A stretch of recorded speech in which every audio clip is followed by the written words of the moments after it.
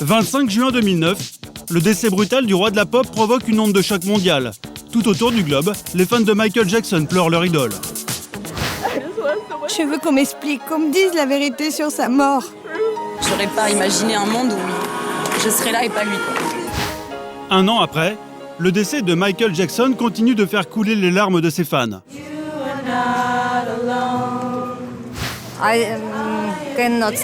Je ne peux pas m'arrêter de pleurer.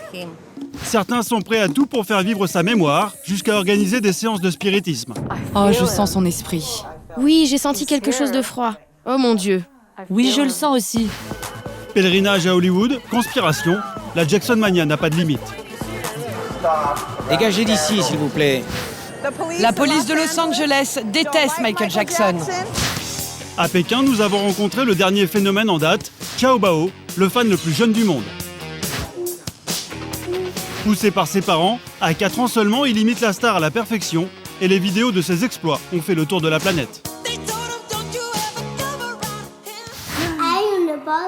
Je suis le roi des États-Unis.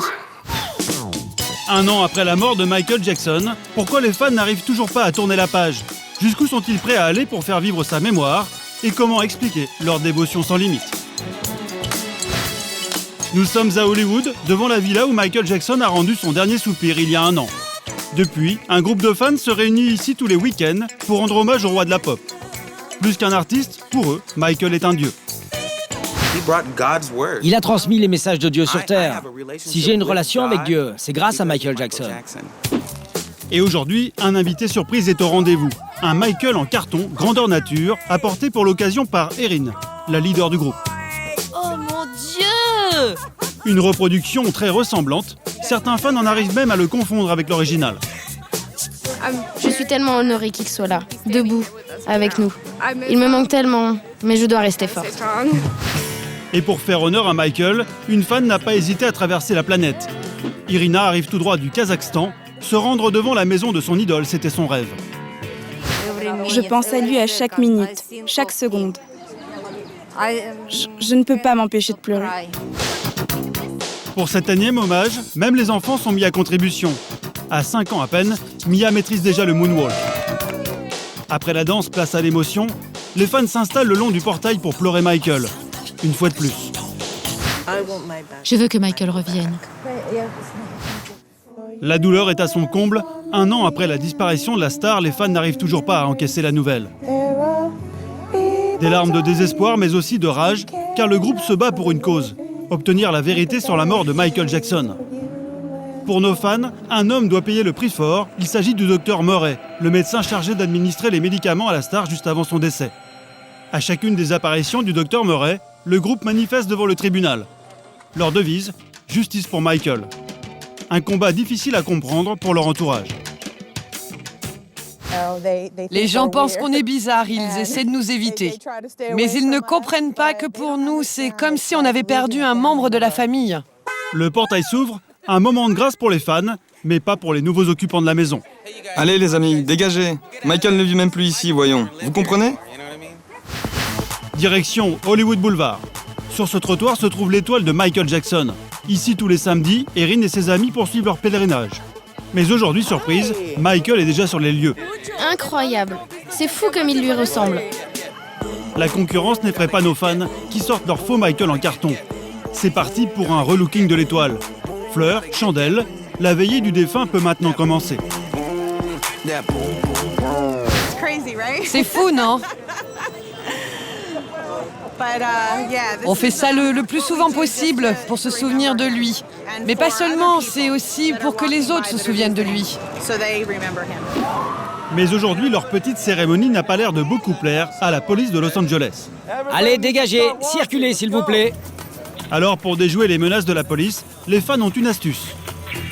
On va marcher autour de l'étoile. Ils ne peuvent plus nous dire de circuler si on tourne autour. Les policiers n'ont pas l'air d'apprécier cette combine. Hommage à Michael ou pas, les fans doivent débarrasser le plancher. Dégagez d'ici, s'il vous plaît. Arrêtez ce cirque autour de l'étoile. Tu veux que je t'embarque, toi? C'en est trop pour Erin, les fans crient au scandale. La police de Los Angeles déteste Michael Jackson. Ils ont toujours détesté Michael Jackson. Ce n'est qu'une bande de menteurs. Et de racistes. Voilà comment ça marche dans ce pays. Quitte à finir en garde à vue, Erin et son groupe décident de continuer un peu plus loin sur le trottoir grâce à une nouvelle combine. Après la figurine en carton, place à l'étoile en carton.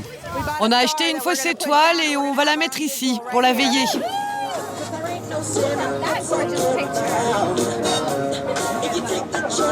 Soulagé, le groupe peut enfin crier sa joie.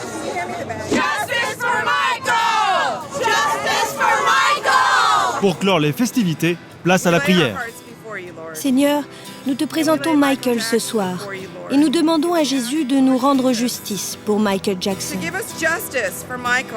Et notre Michael en carton participe lui aussi à ce moment très solennel. Pour survivre à la mort du roi de la pop, certains fans vont encore plus loin. Suzanne est médium. Le 25 juin 2009, elle a vécu une expérience hors du commun. Elle a cru mourir en même temps que Michael. Depuis, l'esprit de la star hante son appartement. J'étais sur le point de m'endormir quand, boum, sa tête m'est apparue. D'abord son visage d'enfant, puis de jeune homme, puis à l'époque de Thriller, et enfin son visage au moment de sa mort. Et je me suis demandé, mais que veut cet esprit ? Et Suzanne, qui ne connaissait rien à l'artiste, est devenue fan. Elle a même consacré un hôtel au fantôme de Michael. Une pour Michael et les enfants, et une pour moi. Pour expliquer la présence de ce fantôme, Suzanne a une théorie. Si l'esprit de Michael la visite, c'est parce qu'elle habite juste à côté de l'école primaire où il allait enfant, juste avant d'être célèbre. Son esprit a beaucoup souffert. Alors après sa mort, il est retourné à l'endroit où il était le plus heureux. C'est là, dans son école et dans la cour de récréation. Aujourd'hui, Suzanne a décidé de partager ses dons avec les fans. Elle leur a organisé une séance de spiritisme dans son cabinet de voyance. Enchantée, je suis Suzanne. Bon, on va voir si on peut entrer en contact avec l'esprit de Michael aujourd'hui. Tarot, boule de cristal, Suzanne tente de rentrer en contact avec l'esprit de la star. Et coup de chance, apparemment Michael est dans les parages. Ça va bien au-delà de ce que vous pouvez voir. Il nous parle à travers les cartes. Oh, son esprit est là. Oui, je le sens aussi.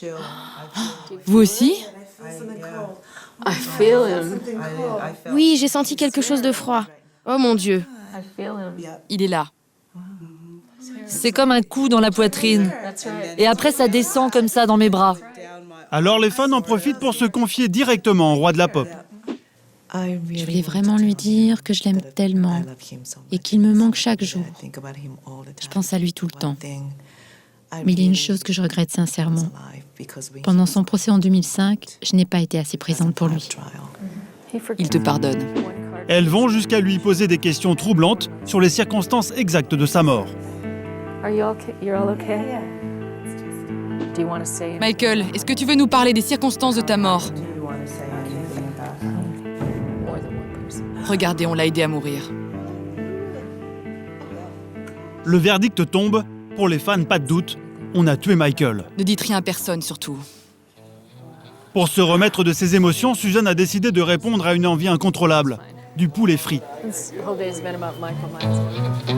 Elle n'en a pourtant pas avalé depuis 15 ans, mais c'est Michael qui lui a soufflé l'idée. Ce matin, je ne sais pas pourquoi, je me suis réveillée avec une énorme envie de poulet. J'ai appelé mon amie Debbie et elle m'a dit « Tu sais que c'était le plat préféré de Michael Jackson ?» Il aimait vraiment ça ? Oui, il en commandait jusqu'à 3 fois par jour. Mais il n'y a pas qu'aux États-Unis que la Jackson Mania fait des ravages.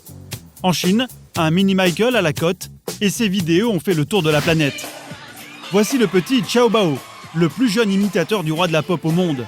Et du haut de ses 4 ans, il a su créer le buzz. Nous sommes à Pékin, dans l'appartement où vit Xiao avec ses parents. Sa mère nous raconte les débuts de l'enfant star. C'est une vidéo d'un cours de danse quand il avait 3 ans. Son professeur l'a mise sur Internet. Les internautes ont adoré et la vidéo est devenue très populaire aux États-Unis. Résultat, le petit Xiao est très vite repéré par une célèbre présentatrice américaine qui l'invite sur son plateau. La saga du mini Michael est lancée. Je vais t'apprendre une phrase en anglais. Je suis le roi des États-Unis.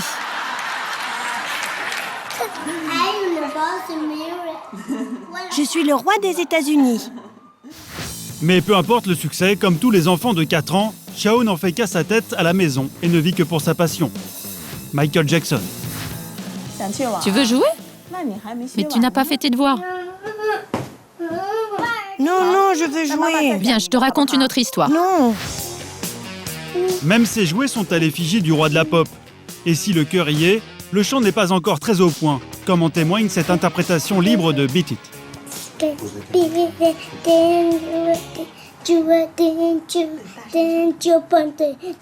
À l'origine de cette aventure, il y a une histoire étonnante. Grand prématuré, Chao ne pèse qu'1 kilo à sa naissance.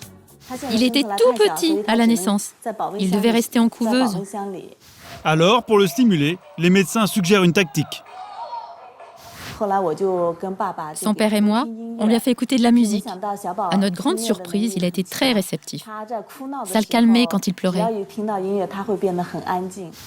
Et comme papa est un grand fan de Michael Jackson, le petit Chao écoutera ses chansons en boucle. 4 ans plus tard, père et fils partagent la même passion et le même rêve, que Chao devienne le nouveau roi de la pop. Regardez, ce sont exactement les mêmes lunettes que celles de Michael Jackson, mais en miniature. Et ses parents ne lésinent jamais sur les moyens. Les costumes de Chao sont réalisés sur mesure par des grands couturiers chinois. Chaque costume coûte à peu près 230 €, mais on ne les trouve pas en magasin. Aujourd'hui, en Chine, Chao se produit régulièrement sur scène, à la clé des heures d'entraînement et une discipline de fer. Direction le cours de danse, pas encore de limousine pour Chao, mais une valise avec chauffeur. Chaque sortie est un spectacle. Eh, c'est lui l'enfant qui danse super bien, je l'ai vu à la télé.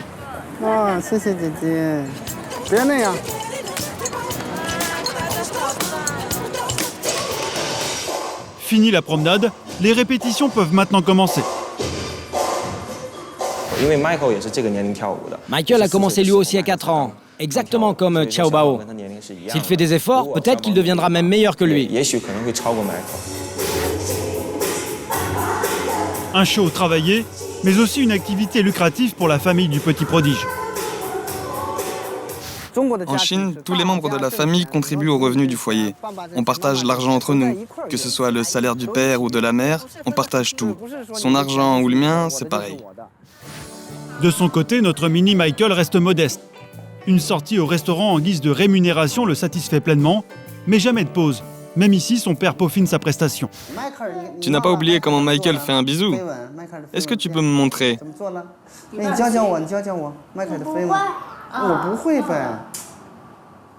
Montre-moi encore. Et c'est reparti pour le show.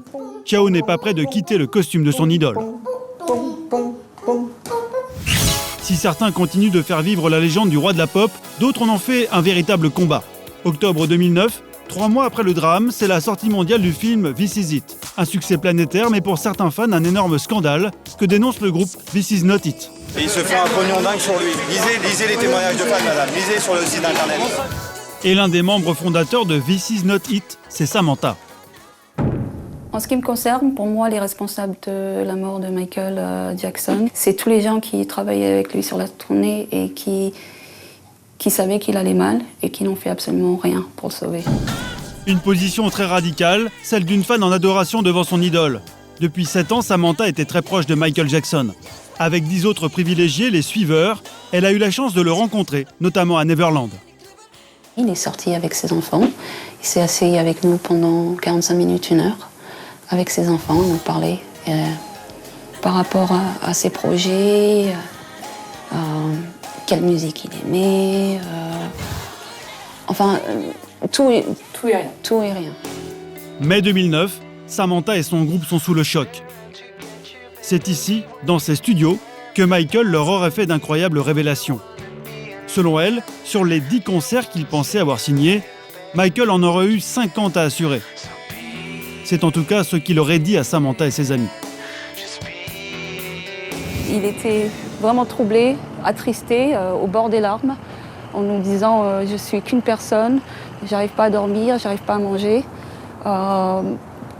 J'ai pas accepté de faire les 50 concerts. Et c'était clair que c'était une façon pour lui de de nous dire que ça allait pas, quoi. Et il avait besoin de le dire à quelqu'un. Évidemment, les gens autour de lui, ils ne pouvaient pas le dire. Et ça a confirmé, en fait, nos doutes et nos peurs sur sa santé et sur ce qui se passait, quoi.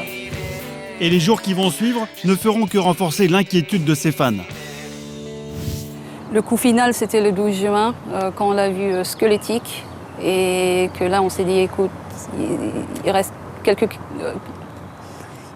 que quelques semaines avant les concerts et c'est pas un homme en état d'en faire un seul. Pour Samantha, l'état de santé de Michael ne lui permettait pas d'assurer cette tournée. Alors, à la sortie de This Is It, Samantha se mobilise. Selon elle, Michael était dopé aux médicaments pour supporter les répétitions. En tant que fan qui le voyait tous les jours, il y a certains moments dans le film, comme là, où Michael ne me semble pas tout à fait normal. Souvent, on l'a amené aux répétitions juste après chez le médecin, dont il n'en sortait pas tout à fait clair. Et il y a quelque chose là dans Michael que je vois qui n'est pas normal. Il avait très froid, c'est ce qu'on m'a dit aussi, les gens qui travaillaient avec lui, que malgré la chaleur qu'il y avait pendant les répétitions, Michael avait très froid, avait des couvertures autour de lui, un chauffage à côté de lui et qui tremblait. Avec This Is Not It, elle se bat au quotidien pour dénoncer les profits qui auraient été réalisés, selon elle, sur le dos de la star au mépris de sa santé. Et de voir tous ces gens faire leur promo mondiale du film à l'avance, sur tapis rouge, alors que Michael n'était même pas enterré. Et ils se sont fait beaucoup plus d'argent avec le film que 10 ou 15 ou 50 concerts. Conspiration, pèlerinage, voyance. Pour faire vivre la mémoire de Michael Jackson, les fans sont prêts à tout. 1 an après sa disparition, le roi de la pop continue de fasciner le monde entier. This is it. I mean, this is really it. This is the final curtain call.